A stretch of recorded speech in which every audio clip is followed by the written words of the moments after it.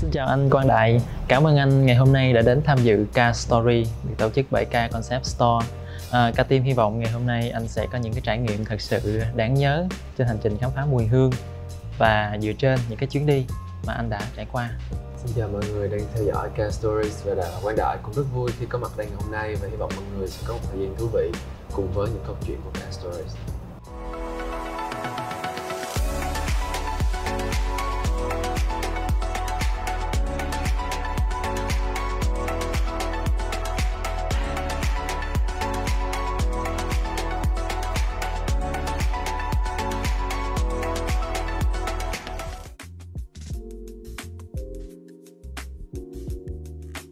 Mình sẽ bắt đầu trước bằng một phần câu hỏi ngắn. Nuôi mèo, tại vì hiện tại đang nuôi mèo. Bình thường nếu mà đi làm thì anh sẽ chọn màu trắng nhiều hơn, là nó thể hiện cái sự gọn gàng, sạch sẽ và cũng như là thoải mái, đơn giản. Vị giác và lại khứu giác phải chắc chắn vị giác. Tại vì anh nghĩ là anh không phải là một người ghiền ăn uống lắm, nên là cái đồ ăn của anh thì anh cảm thấy nó cũng bình thường, nó cũng đã nhạt nhẽo rồi nên nhưng mình là rất là thích mùi hương trước. Vì anh nghĩ là nó sẽ nhanh hơn nếu mà chọn một trong hai thứ đó thì cái nào nhanh hơn ạ? Đó là thói quen ha. Chứ bận đồ thì lúc nào cũng chảy nhanh. Chắc là thinking dreamer, tại vì anh nghĩ là đó là hai phần không thể thiếu của một con người. Nếu mà bạn suy nghĩ nhiều quá thì nó sẽ dẫn bạn đến cuộc sống rất là stress.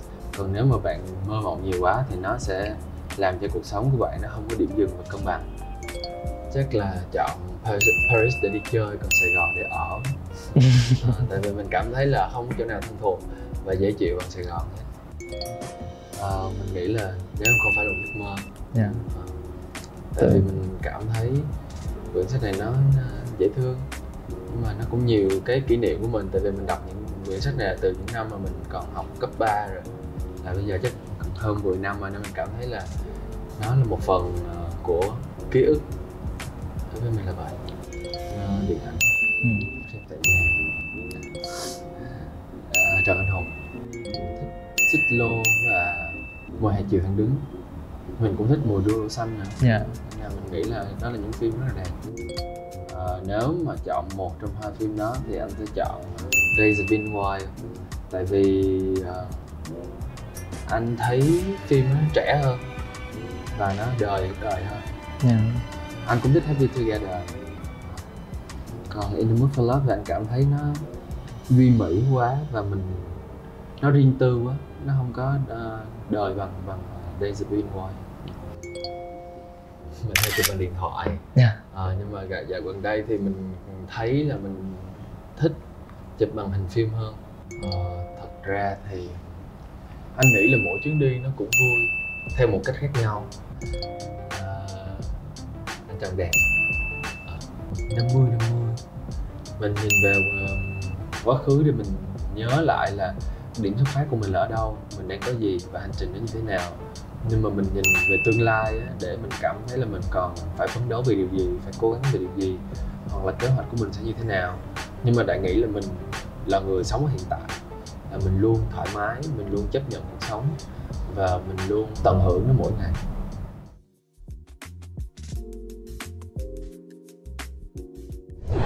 Khi mà nhìn vào cái kênh social media của anh, nhìn vào Instagram hay là Facebook thì sẽ thấy những cái hashtag với một cái nhan đề là whatever. Nó sẽ có đầy đủ những cái trích dẫn, có những cái chuyến đi và đôi khi nó sẽ gắn vào những cái thước phim của anh. Thì anh có thể chia sẻ một chút về cái hashtag, em có thể tạm gọi là cái châm ngôn này của mình ở thời điểm hiện tại hay không?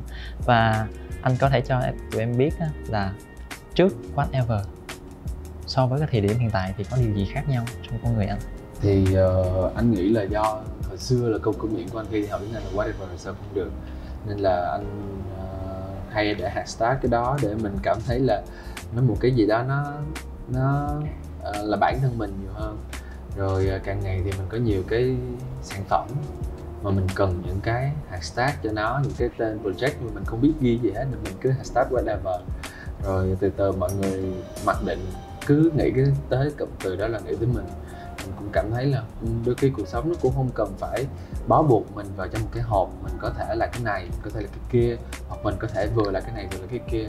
Mình không có nhất định phải một thứ rõ ràng hoặc là một cái gì đó nó xác định, sao cũng được. Và anh nghĩ là cái điều này nó cũng phù hợp với lại cái cuộc sống của mình, là mình có thể vừa làm công việc này, mình có thể vừa làm công việc kia, mình có thể đứng ở vị trí này, vai trò này là một cái người khác, giống như mình đang điều hành những cái dự án kinh doanh của mình, nhưng đồng thời mình cũng là một người mẫu để mọi người lên trước có thể chỉ đạo mình. Nói chung là đối với anh, cuộc sống nó không có nhất thiết là mình phải ở trong một cái vòng an toàn của mình có thể thoải mái, mình có thể làm mình. Vậy thì cái hashtag này, cái whatever này thì nó đã theo anh từ suốt những cái ngày tháng mà đi học cho tới tận bây giờ, đúng không ạ? Đúng rồi. Dạ, và nó là một cái điều mà nó xuyên suốt khi mà người ta nhắc tới anh Đại. Mình. Vậy theo anh đó thì mình có phải bất cứ điều gì mình cũng có thể làm đại được không? Tùy mỗi người, cái đó là tùy mỗi người, cuộc đời của mỗi người thì do mỗi người quyết định. Có thể cách này là đúng, có thể cách kia là đúng, hoặc là không có cách nào là đúng cả. Tùy bạn cảm thấy như thế nào, bạn cảm thấy thoải mái. Theo như những cái bài phỏng vấn trước đây thì em có từng nghe anh chia sẻ rằng là ngày bé thì anh mơ ước mình có thể đi du lịch vòng quanh thế giới. Thì không biết là trong cái khoảng thời gian mà thời thơ ấu thì anh có nhiều cái cơ hội để mà đi du lịch, và thường anh sẽ đi cùng với ai ạ? Thì thời gian hồi nhỏ mình đi du lịch với gia đình. Mình cũng may mắn là được gia đình đưa đi nhiều nơi, nhiều cảnh đẹp ở trên khắp Việt Nam mình. Mình cảm thấy là wow, và từ đó mình thích đi du lịch từ nhỏ, nên là vậy.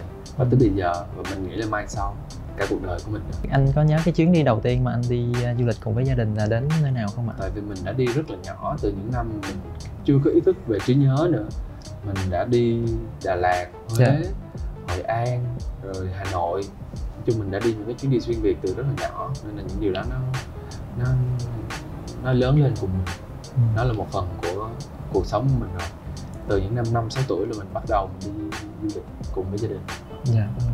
Vậy trong những cái chuyến đi như thế, khi mà lần đầu tiên anh đặt chân đến một vùng đất mới á, hoặc là cái vùng đất đó anh đã đến rất nhiều lần rồi á, thì cái điều gì ở cái vùng đất đó mà khiến anh nhớ nhất?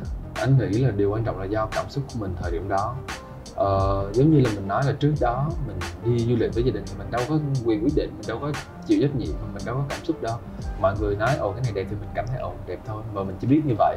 Nên là phải nói về những cái chuyến đi mà đầu tiên khi mà mình tự đi cùng với bạn bè, sống một cuộc sống độc lập, mình tự có những quyết định của mình, thì đó mới là những cái khoảnh khắc đáng nhớ. Có những ngày mà mình đang học đại học rất là áp lực, xong rồi bạn bè gọi nửa đêm mình khăn gói đồ mình đi Đà Lạt mấy ngày giống như vậy. Hiện tại thì điều đó rất là bình thường, nhưng mà tại vì năm 1, năm 2 đại học này đôi khi đó là một quyết định rất là lớn, nên là bạn cảm thấy là đôi khi mọi chuyện nó quyết định rất là tùy hứng. Và những cái điều đó nó làm cho mình cảm thấy những cái kỷ niệm rất là đẹp. Và mình có trách nhiệm hơn, chứ không phải là miền đất đó hoặc là như thế nào. Điều quan trọng là do mình cảm thấy như thế nào. Nếu mà mình cảm thấy thoải mái thì vùng đất đó nó sẽ thoải mái. Mình cảm thấy là buồn phiền, áp lực và tiêu cực thì vùng đất đó rất là buồn bã. Nên do mình và những cảm xúc của mình nó sẽ quyết định tới khung cảnh xung quanh. Theo như em nhận thấy thì anh cũng đi khá là nhiều nơi rồi, khá là nhiều quốc gia rồi. Thì anh làm thế nào để mà anh cân bằng lại được cái quỹ thời gian của mình? Tại vì khi mà anh dành thời gian nhiều cho cái việc di chuyển, cho những chuyến đi như vậy, thì những cái thời gian cho những cái mối quan hệ khác này nó sẽ phần nào nó sẽ bị san sẻ đi mất. Mình nghĩ là cuộc sống mình sẽ không bao giờ có trọn vẹn tất cả mọi thứ được. Nếu bạn có cái này một chút thì bạn sẽ mất cái kia một chút. Điều đó là điều đương nhiên, tại vì mỗi người chỉ có một quỹ thời gian nhất định. Nếu mà bạn sử dụng cái thời gian này cho việc này thì bạn sẽ không làm được việc kia một cách thành công và trọn vẹn. Và nếu mà bạn sử dụng thời gian của bạn làm hết tất cả mọi thứ nó như nhau, đầu tư như nhau, thì bạn không có việc gì bạn thành công hết. Nên là cuộc sống nó là vậy rồi, mình phải chấp nhận điều đó để mình hiểu được là trong thời gian này mình ưu tiên làm việc gì, trong thời gian kia mình ưu tiên làm việc gì, và quỹ thời gian của mình phải phân bổ như thế nào làm hợp lý. Giống như bạn có thể một ngày bạn sử dụng 1 tiếng để có thể kết nối những mối quan hệ xã hội và tương tác với họ, và ngoài ra thì bạn vẫn phải sống cuộc sống của mình. Điều đó đương nhiên thôi. Và còn lớn hơn thì những cái mối quan hệ đó, nếu mà cái mối quan hệ nào mà cảm thấy là có thể ở lại thì mình tiếp tục lớn lên cùng nhau. Còn bạn cũng lớn hơn và mình cũng lớn hơn, nên mà đôi khi có những cái mối quan hệ mình cảm thấy là nó sẽ không đi được lâu dài. Tình bạn, tình yêu, cuộc sống thì mình cứ để đó và nó từ từ nó pha nhạt thôi. Thời điểm mà tuổi 25 đó thì anh đã đến Paris, đó là một cái kinh đô ánh sáng, là một cái thành phố hoa lệ. Thì anh có thể chia sẻ thêm cho em một chút về cái ý định và cái kế hoạch của anh ở cái thời điểm đó, khi mà anh đến Paris như thế nào, và những cái câu chuyện đằng sau đó khi mà thành phố đó mang lại cho anh đó là sao hay không? Với anh thì mỗi cái chuyến đi của mình đều có những cái giá trị nhất định. Vào năm 25 tuổi thì mình đi Paris, thì đối với mình đó là một kỷ niệm rất là đẹp vào mùa thu và rất là lãng mạn. Và mình đi du lịch một mình nữa, và điều đó thì mình dành một thời gian để du lịch châu Âu. Và đối với lại thì cảm thấy là bây giờ nó cũng đã quá lâu rồi, để khi mà mình gợi lại những cái từ ngữ chính xác thì không biết nói như thế nào về những kỷ niệm. Và mình cảm thấy đó là một chuyến đi rất đẹp và nhiều ý nghĩa. Em còn rất là ấn tượng trong cái thước phim đó là anh hòa mình trong cái dòng người trước cái quảng trường và mô phỏng lại, đóng vai là một cái nhân vật trong truyện Nếu Em Không Phải Một Giấc Mơ. Thì đó là những cái chi tiết mà khi mà em nhìn thấy, khi mà em tới một cương vị góc độ là khán giả, thì em thấy đúng là cái thời điểm mà ở Paris năm 25 tuổi đó với anh thì đó là một cái khoảng thời gian thật sự rất là đáng nhớ và đáng quý. Thật ra khi mà nói về du lịch đó, thì chúng ta khó mà có thể nào mà lên một cái kế hoạch rõ ràng là năm nào chúng ta sẽ đi đâu, thành phố nào, quốc gia nào. Chúng ta có quá nhiều thứ tác động đến và có rất nhiều chuyện và nó ập đến rất nhanh. Những cái sự kiện bất ngờ như vậy thì những cái kế hoạch của anh thì nó có bị ảnh hưởng quá nhiều hay không ạ? Anh nghĩ là có, nhưng mà như tính của anh lúc nào cũng go with the flow, cũng whatever hết, nên sống cho cuộc sống hiện tại. Mình đâu có thể mà mình complain được. Mình không thích cuộc sống lúc nào cũng phải complain hết, nên là mình cứ tận hưởng cuộc sống của mình, làm việc, lao động. Mình có rất nhiều cách, không phải là du lịch thì mình có thể làm việc, mình có thể lao động, mình có thể dành thời gian cho những người mình quý mến. Mình nghĩ là cuộc sống mỗi người nó chỉ cho mình 24 giờ, đúng là như bạn và mình vừa trao đổi, nên mình hãy sử dụng nó một cách thông minh và khôn ngoan. Đâu thể lúc nào mình cũng phải bắt buộc mình làm vấn đề này, và đâu phải lúc nào mình cũng phải bắt buộc mình làm vấn đề kia. Khi nào mình không thể làm vấn đề này thì mình có thể làm vấn đề kia. Anh Đại là một người sống ở Sài Gòn, thì để mà tạm gọi là thiết kế một cái chuyến đi ngắn thôi để mà khám phá Sài Gòn đó, thì anh sẽ hình dung nó như thế nào ạ? Thì đối với Đại thì Đại nghĩ là Sài Gòn là một thành phố rất đẹp, rất đẹp, và đời sống rất là dễ chịu. Mình sẽ bắt đầu một ngày mới bằng cách là lôi người bạn của mình ra ngoài đường để uống cà phê lề đường. Tại vì đối với Đại là điều đầu tiên của Đại nhớ về Sài Gòn là những cái buổi sáng sớm khi mà phụ huynh đưa con đi học, nên là Đại cảm thấy rất là Sài Gòn. Và những thời điểm đó mình ngồi ở những quán cà phê lề đường, tới bây giờ Đại vẫn ngồi ở những quán cà phê lề đường để mình cảm thấy cuộc sống nó đang trôi đi, và mình vẫn rất là thoải mái thành phố này. Rồi sau đó mình sẽ dẫn bạn đi Dinh Độc Lập, là nơi đầu tiên để làm việc, công tác. Nó cũng là một cái ước mơ của Đại một thời điểm. Và rồi Đại nghĩ là đi bộ loanh quanh Sài Gòn đó là một điều rất thú vị. Buổi sáng mình có thể ở trung tâm, buổi trưa thì mình có thể loanh quanh ở những cái quận 3, những cái tán cây, quận 5, hoặc là sau đó buổi tối thì mình có thể vòng về quận 1 để mình ăn uống.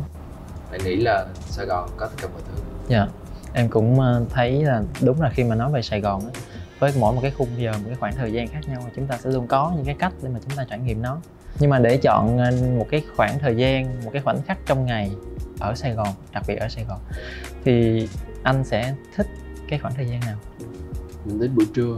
Buổi trưa ở Sài Gòn mà những ngày mà trời nắng rất là Sài Gòn. Mình ngồi những cái khu vườn, những tán cây, sau rồi mình nhìn cuộc sống người ta sinh hoạt bình thường, và mình cảm thấy là không có chỗ nào nó giống như vậy.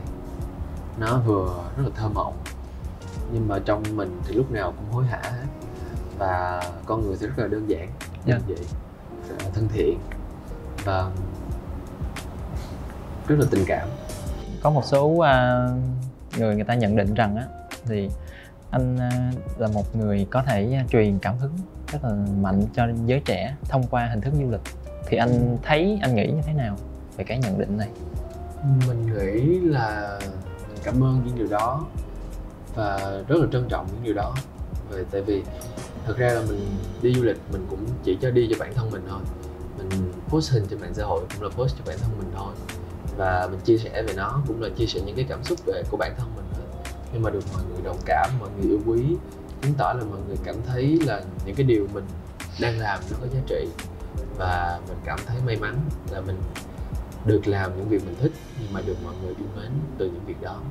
Nên là mình cảm thấy rất là nhiều năng lượng và tích cực bởi những cái người theo dõi mình trên mạng xã hội. Để mà cho một cái lời khuyên cho những bạn trẻ trước khi đi tạo nên những cái chuyến đi như vậy thì anh có lời khuyên gì cho những cái bạn trẻ? Mình vẫn là khẳng định là thích gì làm đó, và nếu mà được thì phải làm điều đó ngay. Nếu mà không thì bạn sẽ bị những cái vấn đề khác nó kéo lại và bạn phải bị sao lãng.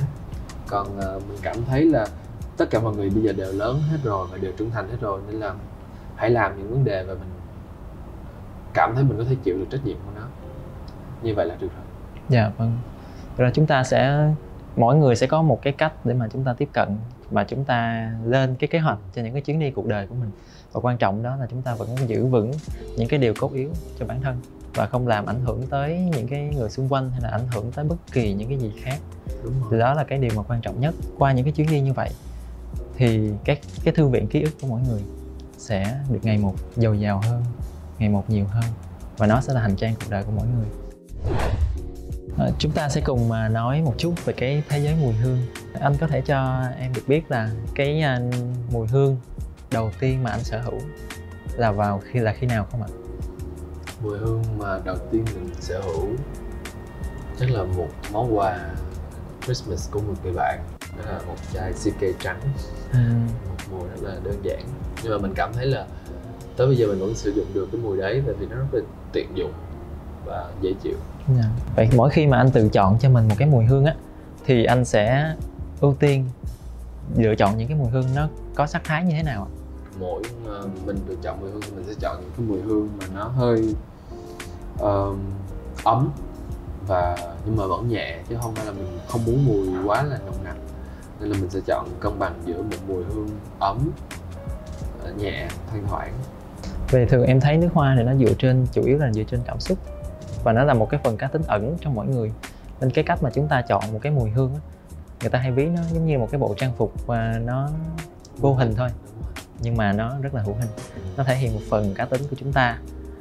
Vậy hiện tại thì trong cái bộ sưu tập mùi hương của anh thì đã có được bao nhiêu thành viên rồi ạ?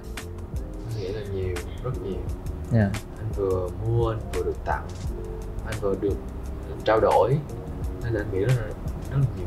Vậy bình thường khi mà anh sẽ có những cái bộ sưu tập nó như thế thì anh có bảo quản nó trong một cái khu vực nào riêng biệt, hay là anh sẽ để nó ngay phòng khách để mà mọi người đến đều có thể thấy, hay là anh sẽ giữ cho riêng mình ạ? Anh để bất kỳ, tại vì có những chai thì nó đẹp, mình coi như là một cái món đồ trang trí nội thất. Còn có những cái mà mình chỉ thích mùi hương của nó thôi, mình không thích vỏ chai của nó, hoặc là mình có những cái số lượng nó quá nhiều rồi nên mình cứ cất đi. Em nhớ anh lúc trước anh đã từng nói đùa rằng đó là phải vừa đẹp và thơm thì mới có người yêu. Thì anh nghĩ như thế nào? Mình nghĩ là điều đó đúng mà. Nên là nếu mà phải cố gắng thôi. Đẹp thì đẹp hình thức, đẹp ở tâm hồn, đẹp ở trong ra. Thì còn mùi hương cũng giống như vậy, để làm cho mình cảm thấy là mình tự tin hơn, và từ từ mình có thể lôi cuốn với người đối diện nhiều hơn, và mình cảm thấy là mình phù hợp. Vậy anh có những cái tip, những cái bí kíp nào để mà có thể chia sẻ được với mọi người là cái cách chọn lựa một cái mùi hương, hay là cái cách dùng nó như thế nào để mà thể hiện đúng cái tinh thần của bản thân mình hay không? Tùy không gian và tùy thời điểm và tùy những cái người mà mình đang gặp gỡ. Thì nếu mà bạn đi làm thì lại nghĩ là nó sẽ thích hợp với những mùi hương mát, năng động, khỏe khoắn, thì để cho mình hoặc là thanh lịch, để chứng tỏ mình là một người của công việc. Còn nếu mà bạn đi hẹn hò thì nó sẽ phù hợp với những mùi hương ấm và có nhiều cái yếu tố khác nữa, là để cho tác động của mùi hương nó nồng nàn hơn, hoặc là nó tùy cái mục đích của bạn, tùy không gian bạn đến, và đôi khi nó lãng mạn hơn nữa. Nên là Đại nghĩ là nó cũng không có một công thức chung nào cả, và đôi khi mỗi cái mùi hương nó lại lên một cơ thể của một con người nó khác nhau. Nên là mình cứ thoải mái, mình cứ mình cứ là mình thôi. Whatever. Tại vì mình cũng không thể nói là bạn nên xài cái này, bạn nên xài cái kia, hoặc là bạn nên làm điều đó, làm điều gì. Tại vì chính bạn mới là người làm điều đó. Nếu mà bạn sử dụng cái đó nó mới trở thành bạn. Và nó mới là một cái bản thể mà gọi là nó authentic nhất. Vâng. Mỗi khi mà chia sẻ về mùi hương thì chúng ta vẫn thường nghĩ tới những cái ký ức. Tại vì mùi hương nó gắn bó mật thiết với lại những cái ký ức, những cái điều mà chúng ta đã trải qua. Thì mỗi khi mà xịt một cái mùi hương, sức một cái loại nước hoa lên người á, thì có bao giờ anh nhớ tới những cái kỷ niệm trước với một cái vùng đất anh đã đi qua, hay là với những cái mối quan hệ mà anh vẫn còn nhớ được không? Bình thường tại xài nước hoa là tại vì ngày hôm đó đã thích thôi, tại cảm thấy như thế nào, chứ mình không có. Mọi người có thể thấy mình là một người rất là nhiều tâm trạng, nhiều kỷ niệm, nhưng mà thật ra là mình rất là đơn giản. Cuộc sống của mình rất là đơn giản. Ngày hôm đó mình vui thì mình vui, còn ngày hôm đó mình không vui thì mình không vui. Nên là nó rất là khó để có thể. Mình cũng không phải là một người quá phức tạp hóa cuộc sống của mình. Mùi hương chỉ là mùi hương, cảm xúc là cảm xúc, ký ức là ký ức. Mình không có link qua chuyện này tới chuyện kia để có thể. Không phải là cái chuyện nó không tốt, nhưng mình không phải là một người giống như vậy. Nên là mình không có thể nào mà để diễn tả cái điều đó nó ra bằng lời được. Tại vì đối với mình lựa chọn một mùi hương là vì ok, hôm nay mình phải làm vấn đề này, và đôi khi bị tiện luôn, tại vì trên xe mình chỉ có cái chai đó thôi, mình xài cái mùi đấy.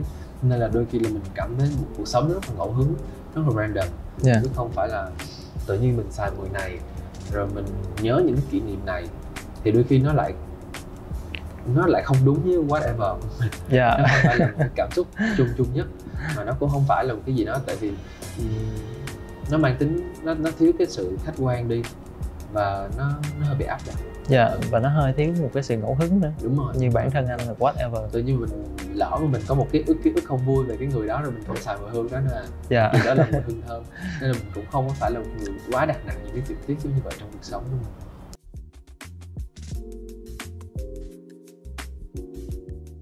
Và nói về mùi hương khá là nhiều rồi, và để mà chúng ta có những cái nhìn nhận và có những cái trải nghiệm nó thực hơn về thế giới mùi hương, về những nguyên liệu nước hoa, thì em xin phép mời anh Đại đến với một cái buổi workshop nho nhỏ cùng với chuyên gia mùi hương là chị Ray Nguyễn. Thì chúng ta sẽ được đóng vai là một cái nhà điều chế hương và thử tạo nên một cái mùi hương mà gắn liền với một cái ký ức của mình.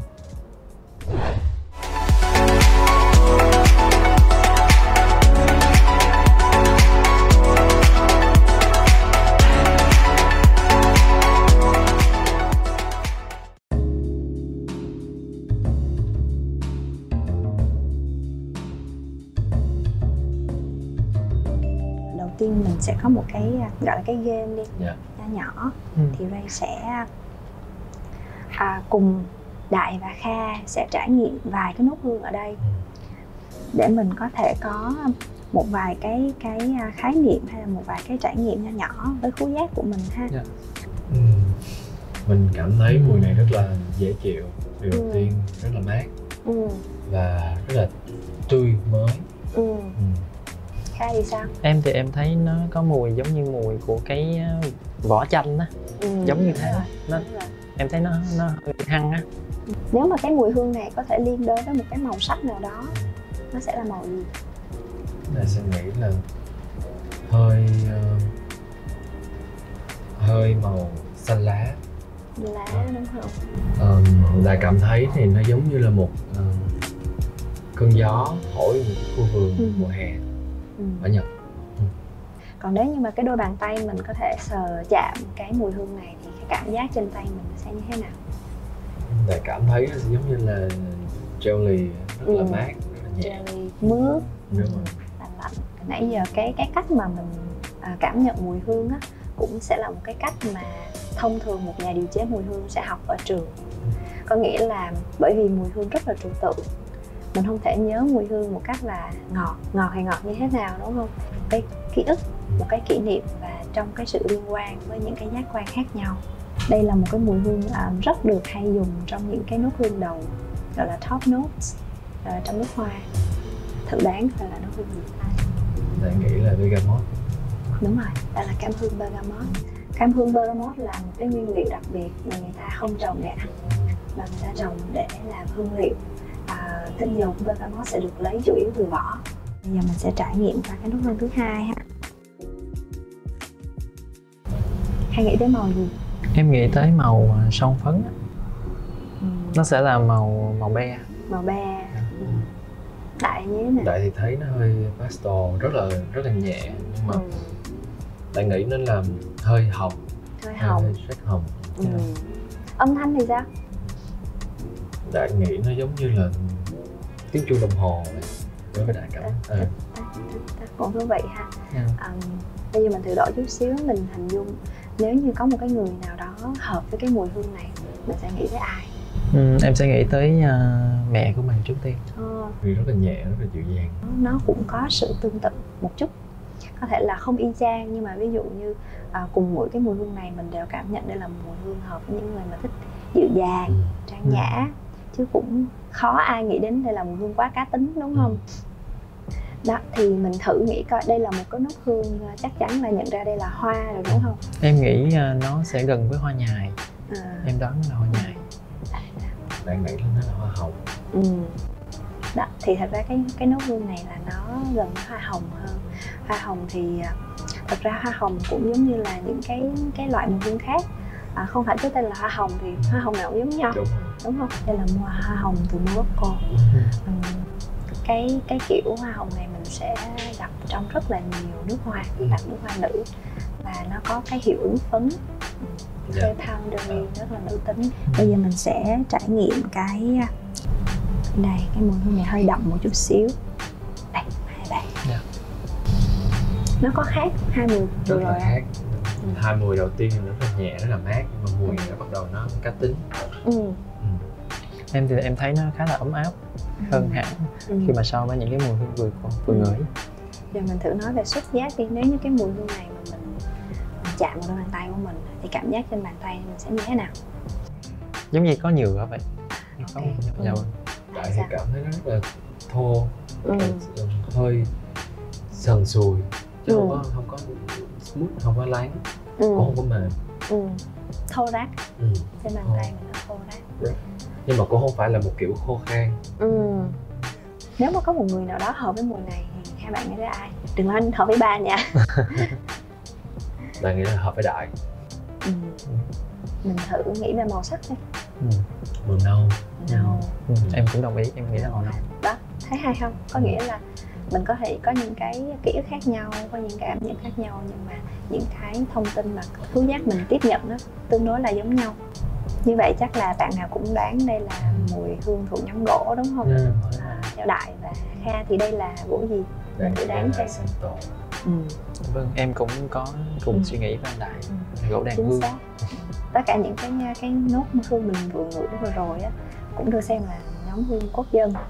Nốt hương quốc dân là những cái nốt hương mà thắng tất cả các gọi là consumer test, có nghĩa là sẽ cho khách hàng ngửi thử. Cái cách tốt nhất để mình làm một mùi hương đẹp đó là mình hiểu từng cái nguyên liệu. Mỗi nguyên liệu sẽ có những cái tính cách khác nhau. Nó giống như một cái viên kim cương vậy, có rất là nhiều đa giác.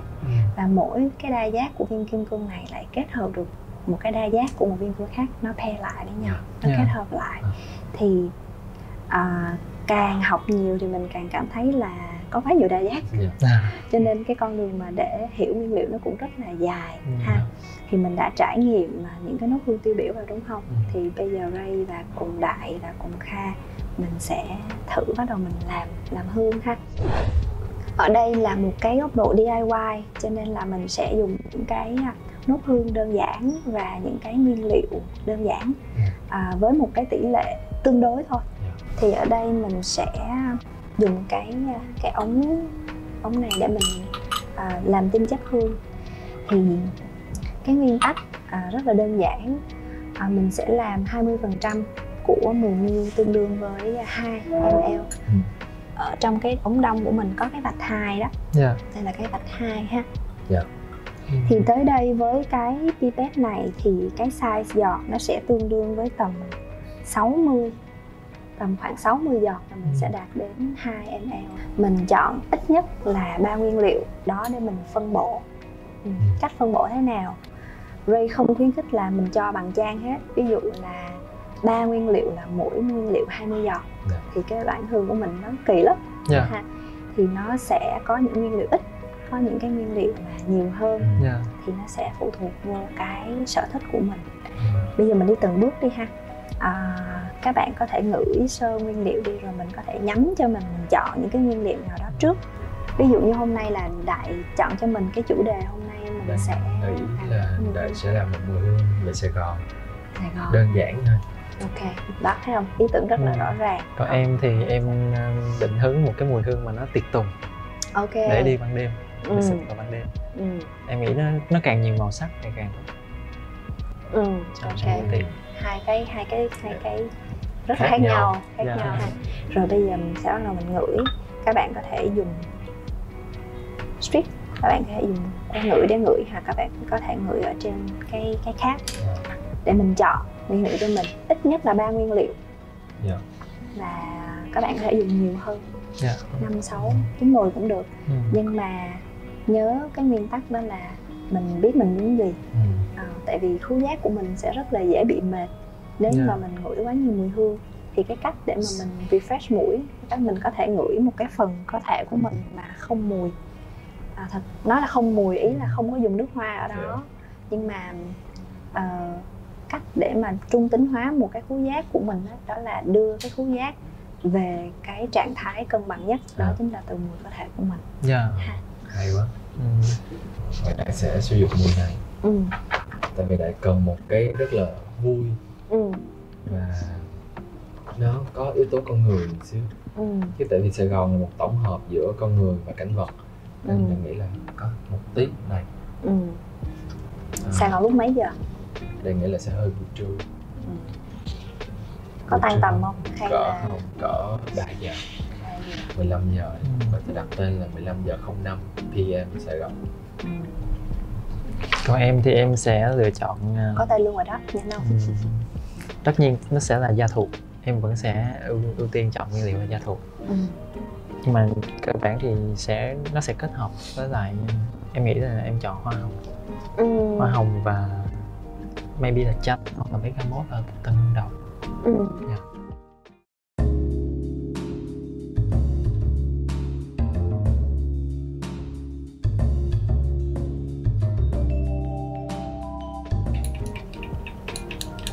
Rất có thể ngửi cái mùi hiện tại của Đại đang làm.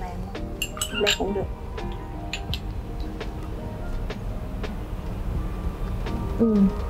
Cái mùi này amber với lại bergamot thể hiện rất là rõ. Vậy chắc là Đại sẽ thêm Holy One 3 giọt và 1 giọt rose nữa. Đại có muốn thêm sandal không? Đại thấy sandal với lại mùi sandal hình là quá gắt so với Sài Gòn, nên nó sẽ tạo cho cảm giác là Đại khá thích thêm Holy One. Hedion và Isoe Super là những cái nốt hương mà ví dụ Isoe Super là thành phần chính của cedarwood chẳng hạn. Hedion rất là nhiều để tạo cái hiệu một cái bông hoa lài mà không nhất thiết phải chọn cả cái hoa lài. Cho nên là đôi khi mình thấy ở trong nước hoa người ta để tên nốt là có jasmine, nhưng thực ra người ta chỉ dùng Hedion thôi. Cũng được xem là hoa lài đúng không? Là cảm thấy là ok rồi. Mình có thể nhân lên. Khá là bao nhiêu giọt rồi? 29 giọt rồi. Và em vẫn thấy nó còn hiền quá, còn hơi hiền. Đúng không? Thật ra nó cũng là cái thử thách khi mà làm hương á. Ví dụ như khi một cái người perfumer họ làm ra cái mùi họ thích thì không nói rồi. Nhưng mà khi nếu công việc là nhận một cái bản brief từ khách hàng nói là tôi cần làm một cái mùi tiệc tùng đi, thì phải bỏ cái tôi của mình qua làm một cái mùi tiệc tùng. Nếu mình lỡ trong quá trình mình làm, mình là một người tham lam thì mình muốn có thêm cái này, có thêm cái kia thì có được hay không? Nên bây giờ giống như là mình muốn thêm một giọt da thú nữa thì sao? Trong trường hợp này của mình thì mình cứ cân đo đong đếm thử xem cái hiệu ứng nào là mình thực sự muốn mà mình muốn thử thì mình cứ thử. Vậy mình sẽ thử. Mình còn 3 giọt. Tại vì mình nghĩ là cái này nó cũng rất là đậm, nên là sẽ kéo xuống những cái màu sáng của mình. Trong mùi hương thì thật ra trí nhớ rất là quan trọng. Và trí tưởng tượng nữa. Đúng rồi. Tại vì thật ra bởi vì nó trừu tượng á, Cho nên cái khoảnh khắc mà cái não bộ và cái khứu giác của mình bắt được tín hiệu là đây là cái mùi hương mình muốn rồi á, mình phải ghi nhớ được cái khoảnh khắc đó. Và rất là khó đong đếm và diễn tả bằng từ ngữ. Đúng rồi. Rồi, mình đã xong. Rồi, bây giờ mình vừa xong phần tinh chất. Mình sẽ tới cái phần là mình cho dung môi nước hoa vào. Vậy mình sẽ đổ đây hết ạ? Chưa. Tại vì ở trong này mình còn rất là nhiều những cái vương ở trên này nè. Mình có thể lấy hết cái phần vương đó luôn.